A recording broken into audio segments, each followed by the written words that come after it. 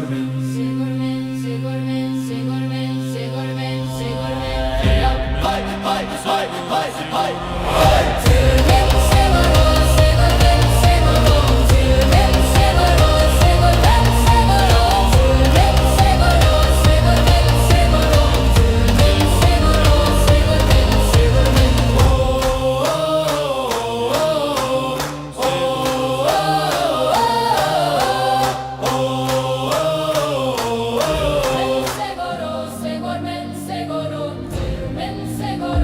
segor men.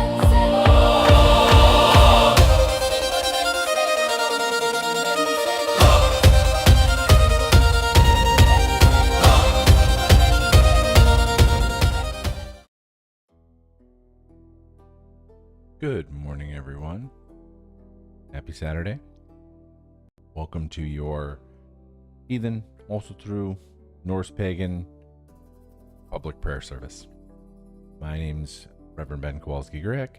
I'm a Gothi, and this is presented to you, to the world, by the Troth. Good morning, everyone.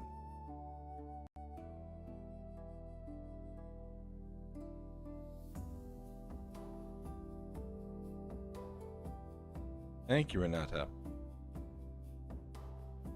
Good morning. Bathing day. Huh. Is that a suggestion? You guys smell me through there?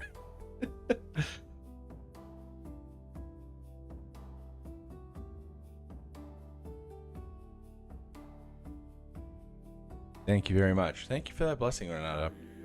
What a wonderful way to start the morning. Good morning, everyone.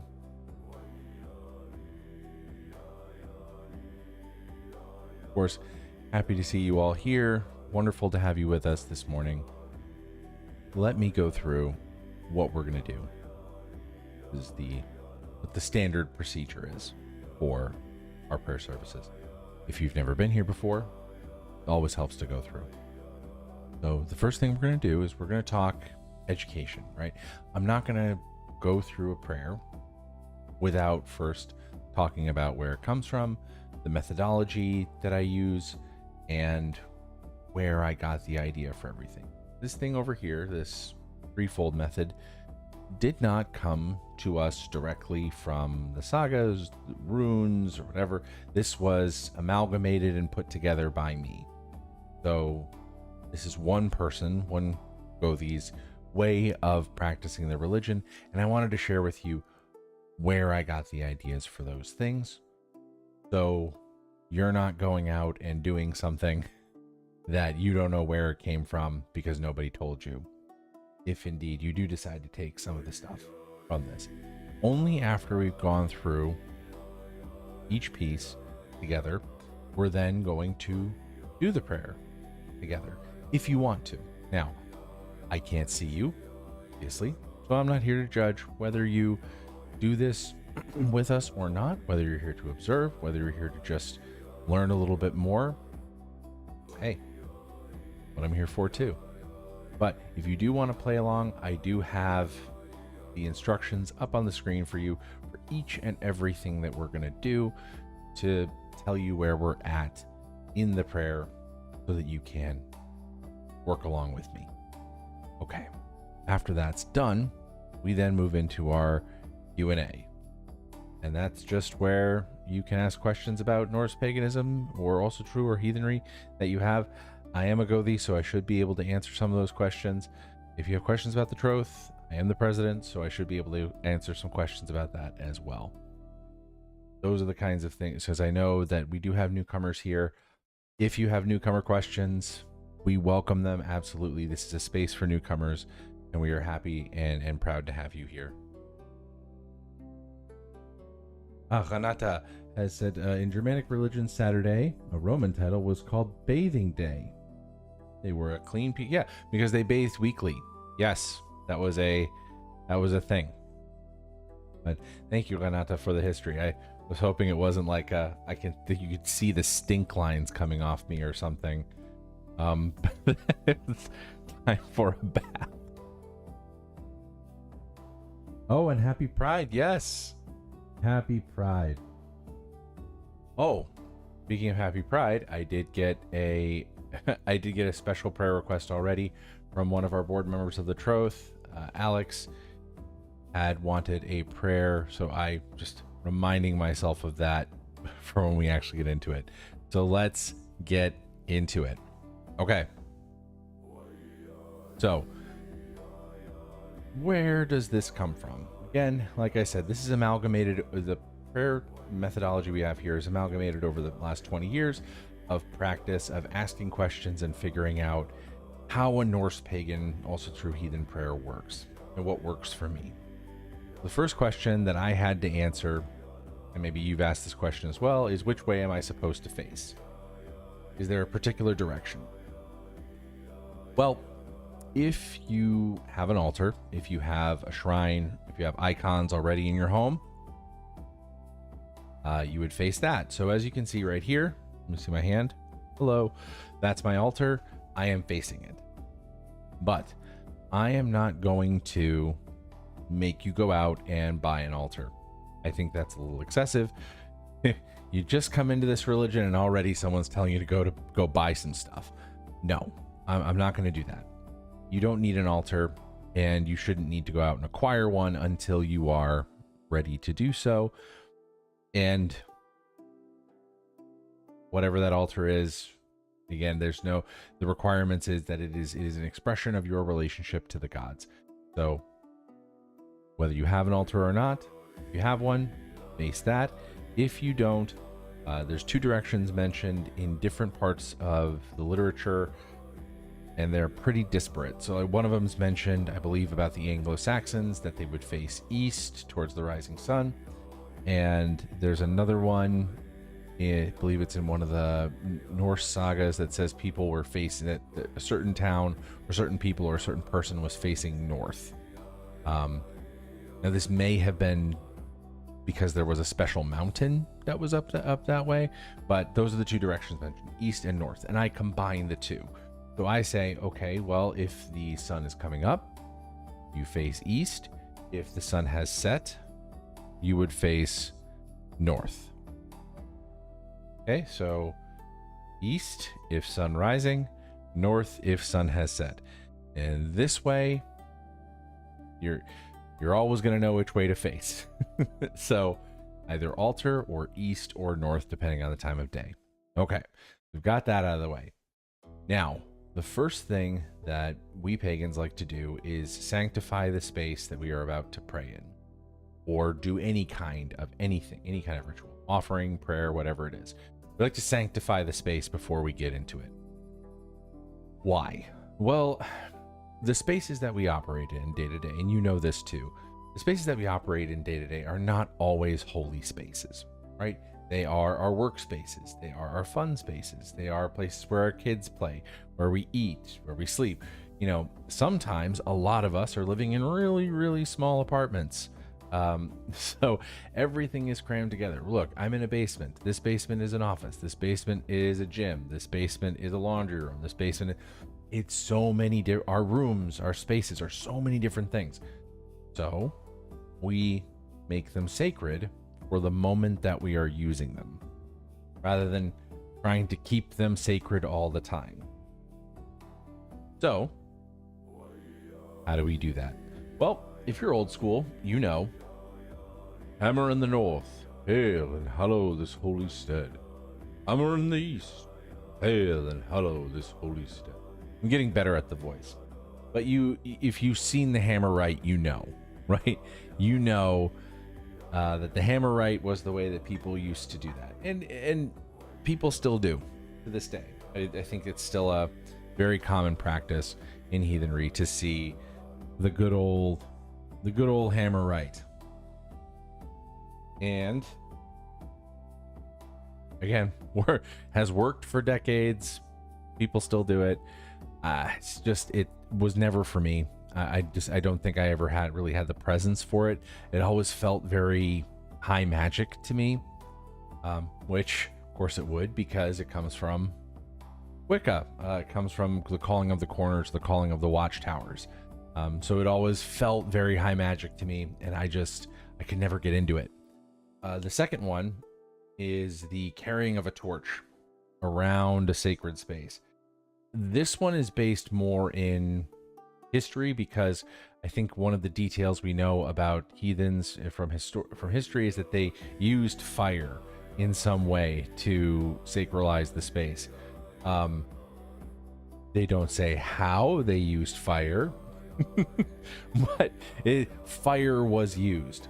Okay, so some people have developed rituals where they're using fire to walk around an area, like a torch or a lantern or something, where they'll speak chants and that kind of thing. I really don't have the space for that.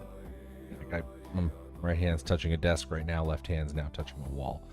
I don't have the space to walk around with a candle or something like that. So that's not going to help me right now.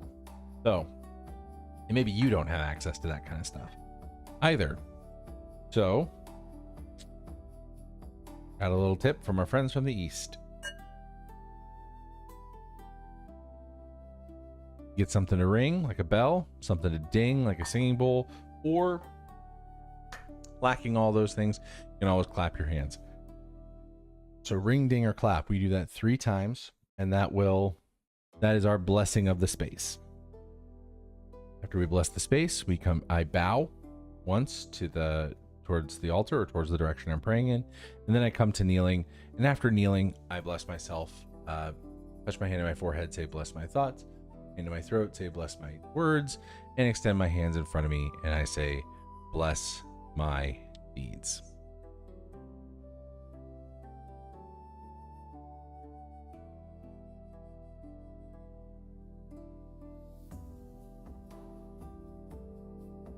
Oh, I see here.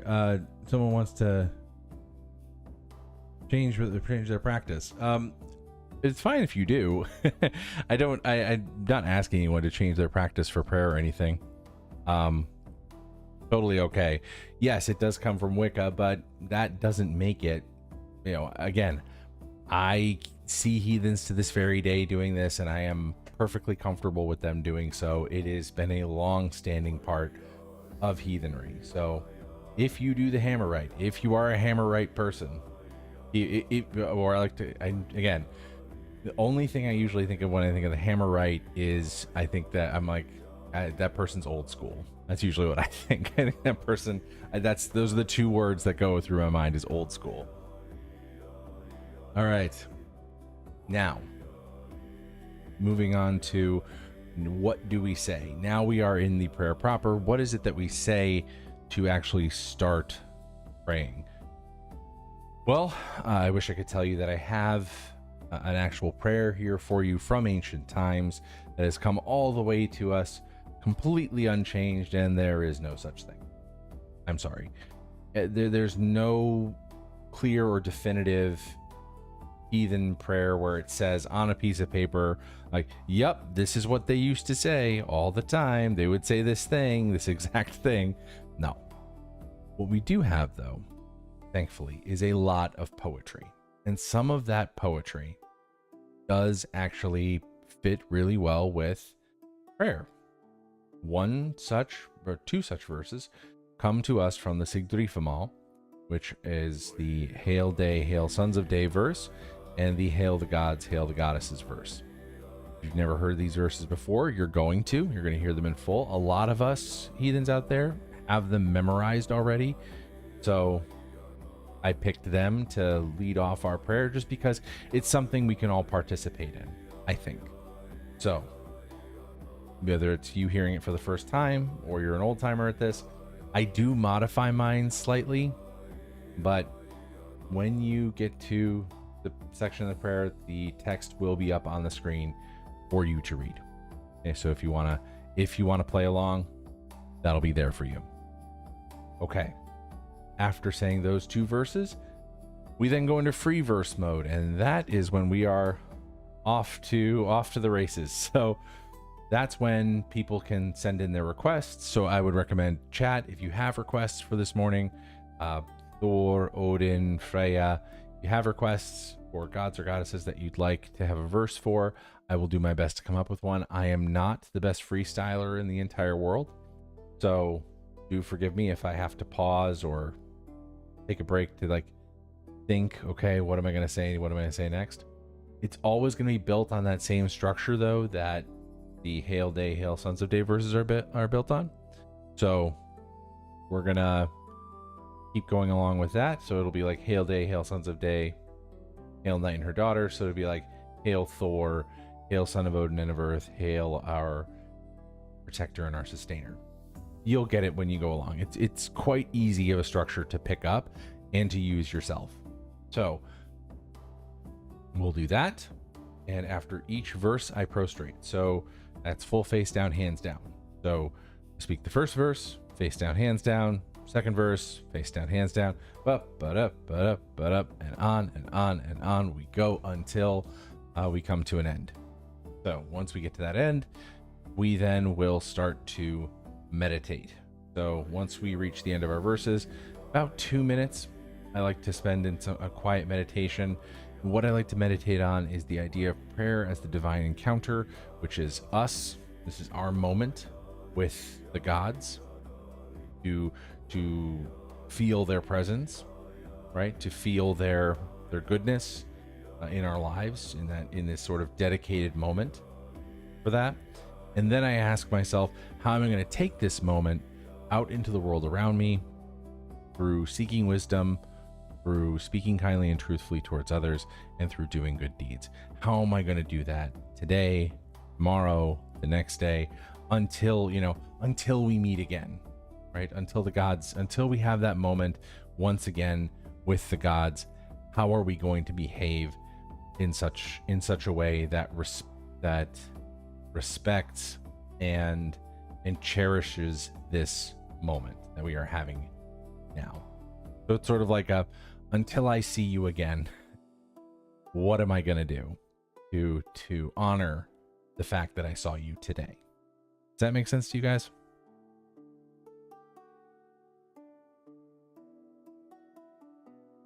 Let's see if we have requests already. So I already have one for Jormungandr, for our daughter of the Rhine.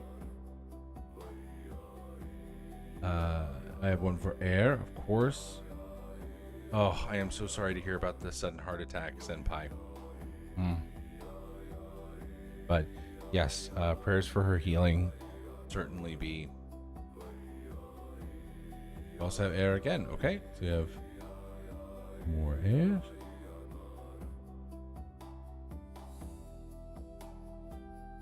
Schofen. That's how I pronounce that. Actually, no. Schofen would be how I pronounce that. Here, of course.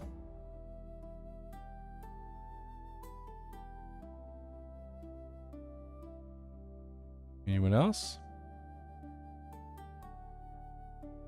Well, we'll keep going and keep talking after that. So after that meditation, I'll rise, I will bow twice more, and then we can get on with our day. Norse pagan prayer, depending on the amount of verses that I have to do, be very, very quick, usually no more than 5 minutes. So this doesn't have to be a long, drawn out affair. Although, of course, you can have hundreds of verses. You can repeat the same verse 100 times. If you want to, you can do 100 verse prostration combinations, right? If you want to do that. You don't, of course, have to do that. Okay. All right. Well, let's get going and get on this.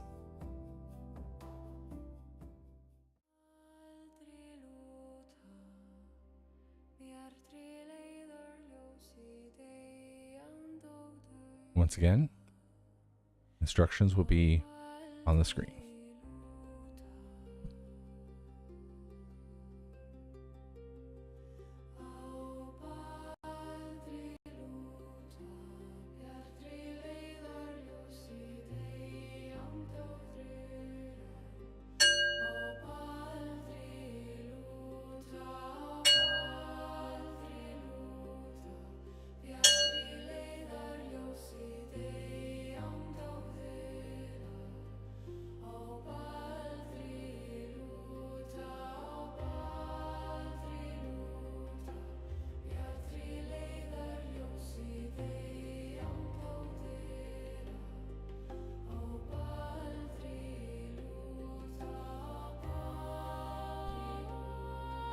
Bless my thoughts, bless my words.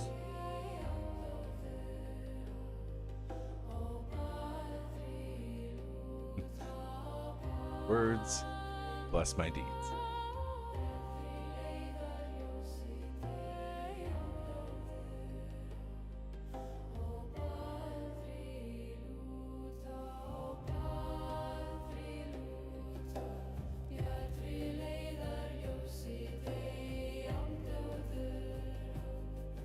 Hail day, hail sons of day.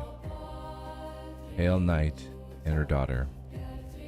Look upon us with kind eyes, as we who are patient find peace.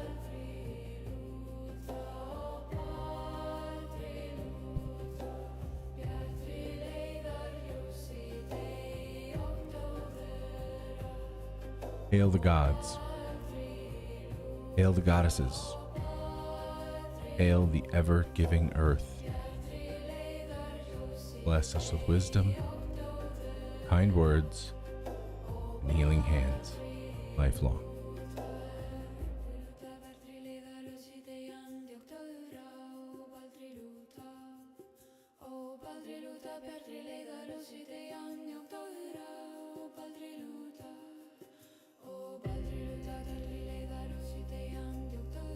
Hail Jormungandr.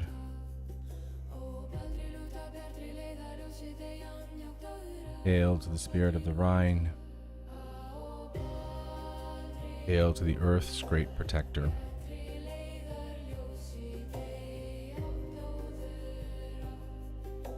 Jormungandr, may you continue to bless and protect sacred spaces of earth, the wild spaces,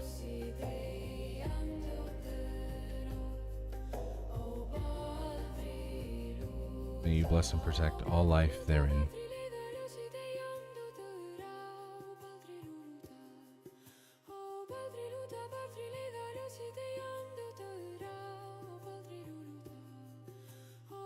Hail air. Hail to the healing maiden. Hail to the best, most perfect of physicians. Hail, please bless and protect and restore to health our friends, our family, our loved ones, who are sick, who've been hurt. Bless, protect, and restore them to health.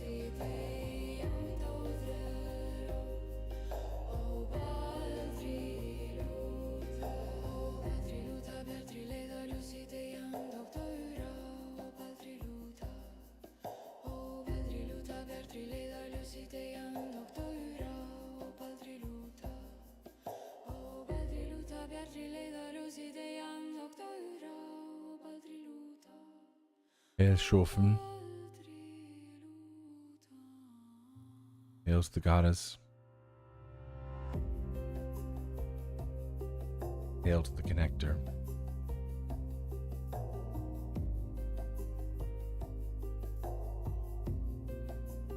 Shofen, please bring connection between us. Help make friends out of strangers.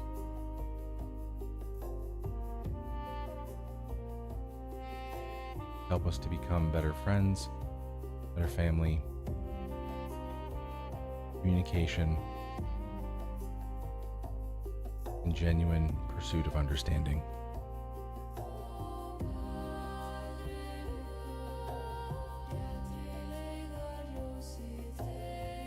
Hail Tyr. Hail to the righteous Lord. Hail to the Lord of justice.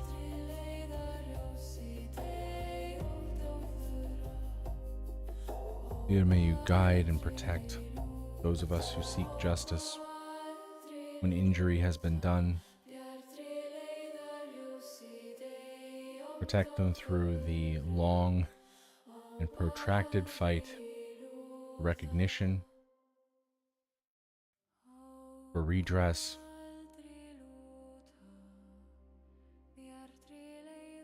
and for restoration. Help us find what is right, help us understand, and help us through courage to seek what is right.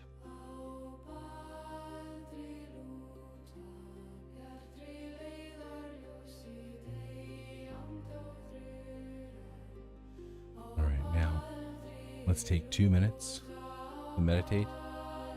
And once again, think about how do we take this moment with the gods out into the week, out into the world, through seeking wisdom, speaking kindly and truthfully to others, through doing good and healing deeds. From 1 to 2 minutes.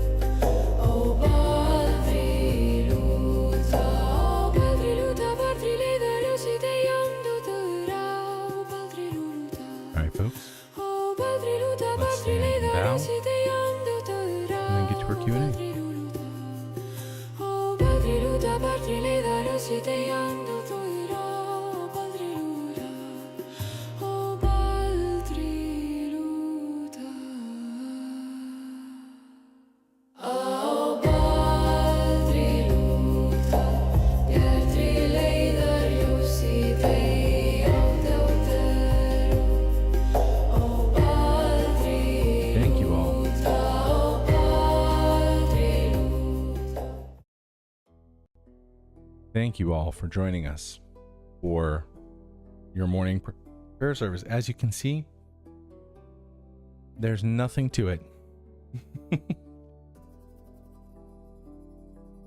I hope that this was easy enough to follow along, and that this has shown you that really Norse pagan prayer is quite easy to do, even at what we might call something that might seem elaborate.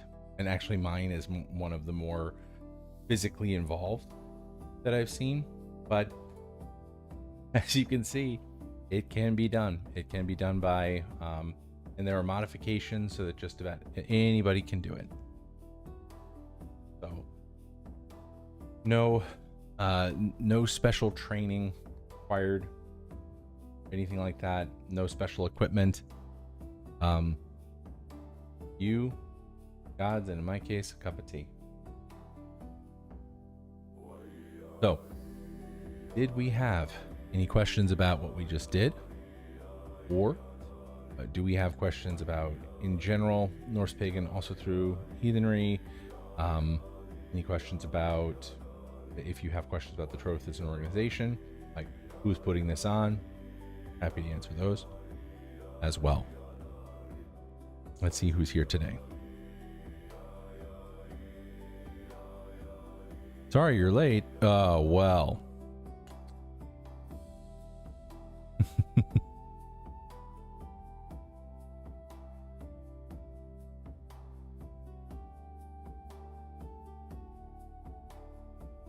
These are Venner, these here whites. and all the rest.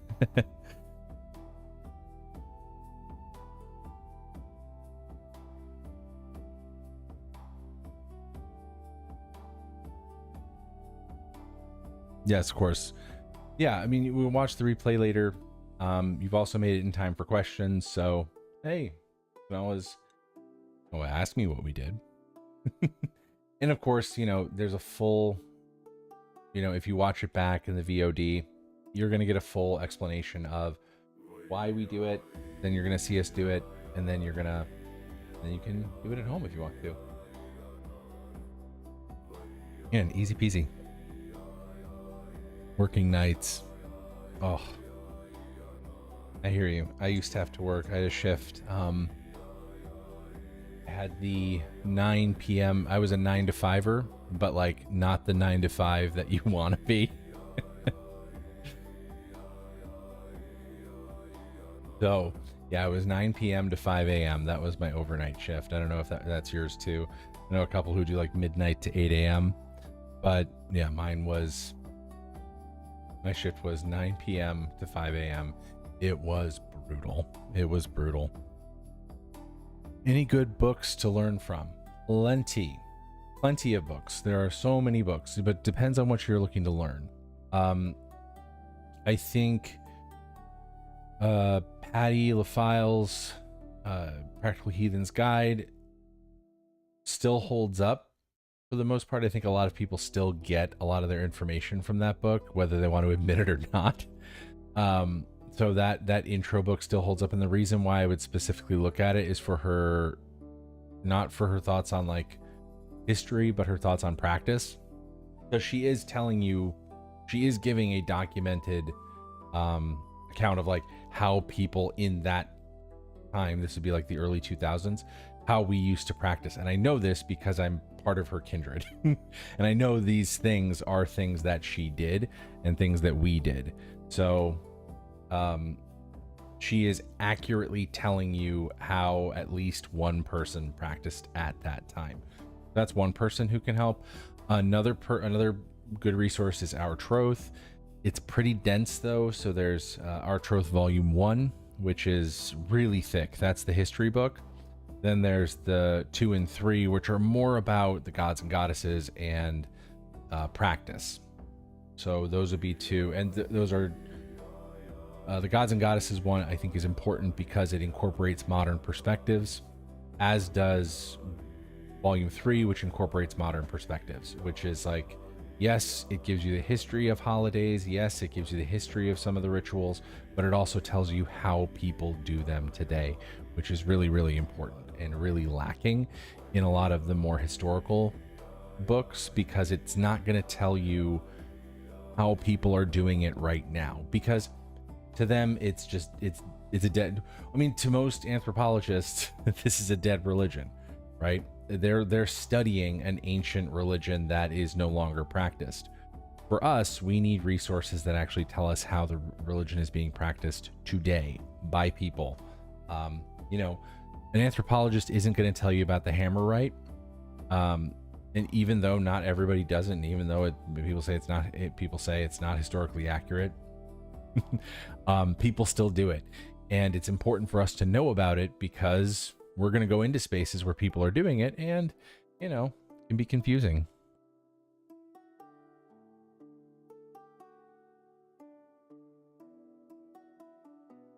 I could recommend Children of Ash and Elm. Taking up the runes, the thing with and this is because of runes. The thing with runes is I look at them as part of esoteric practice, and the thing that I try and get people to do is the exoteric day-to-day, just getting grounded with the day-to-day stuff. Runes tend to me to be like a special, what we might call an esoteric or initiatory practice, which I don't think people necessarily need to know about right out the gate, right? And it's not something everybody else. Like, I don't do runes. I know I'm a Gothi. I've been heathen for over 20 years, and I've never done a thing with the runes besides use them as like an alphabet sometimes. Like, I know what they mean, but it's not a huge, or even it's not even a minor part of my practice at all. So Asatru UK, yes, they do have a very good reading list, and they are quite inclusive, good events as well.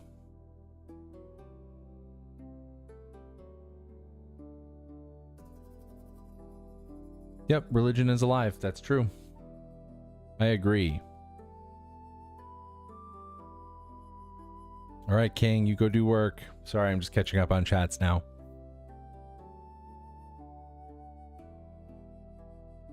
Yes, the runes are related to magic and say they're not everyday heathenry. That's right. That's right. You don't need runes necessarily to pray. I know people who do, when they pray or do offerings, do a rune pull every single time. So they incorporate that esoteric practice in with their daily exoteric practice. I don't. I think the drawing the rune thing comes from, I think there's a historical part to it, and then there's a modern part to it. So the historical part is ancient people, from what we know, or at least from what we see portrayed in literature, were very concerned with how the gods took an offering. Right? Well, what do they think? They'll read entrails or something, right? They'll do orthonomancy, look at birds and stuff, just to see how the gods reacted, right, to a certain sacrifice. There are certain passages in literature that show that. And I think what we've done today, and I believe it was the ADF who originally started doing this, what they would do is like either a tarot pull or something like that. So they'd do a ritual, and then they do a tarot pull to see how did the gods take that ritual. I don't. Philosophically, it's not really in my wheelhouse. Whoa, falling over here. So philosophically, it doesn't make sense to me. Theologically, it doesn't make sense to me. So I just don't do it. But it is these rune pulls, tarot card pulls. These are all things that are done across modern paganism today, usually after a ritual, as a way to see what the disposition of the gods are.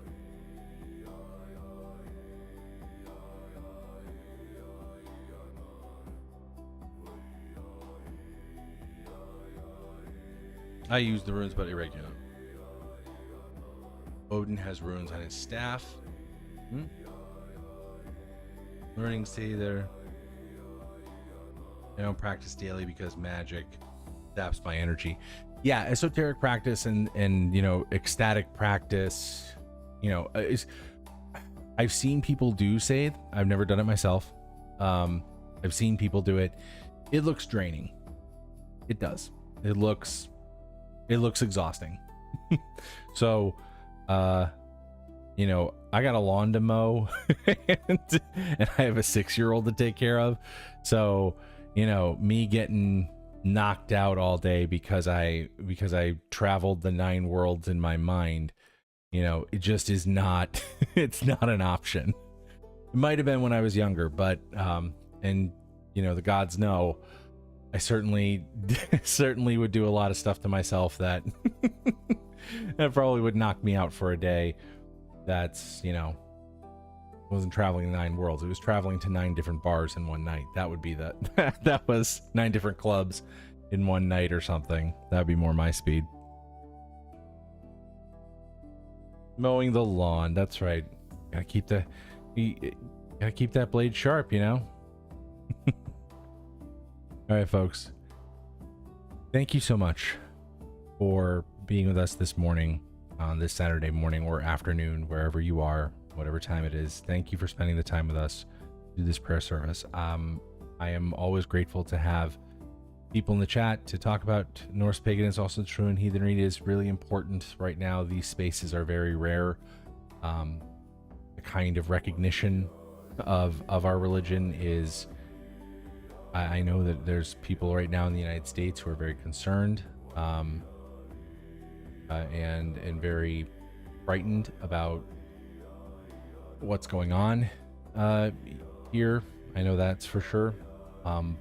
But I think that, you know, the more spaces we can have where we can be together, where we can pray together, where we can affirm our religious identity together, I think that's the better. So again, thank you for coming. Thank you for showing up. This is great. And I hope to see you guys next week. And I will be here at 6 a.m. Central. And I'll also be here tonight at 8:30 p.m. Central, as usual.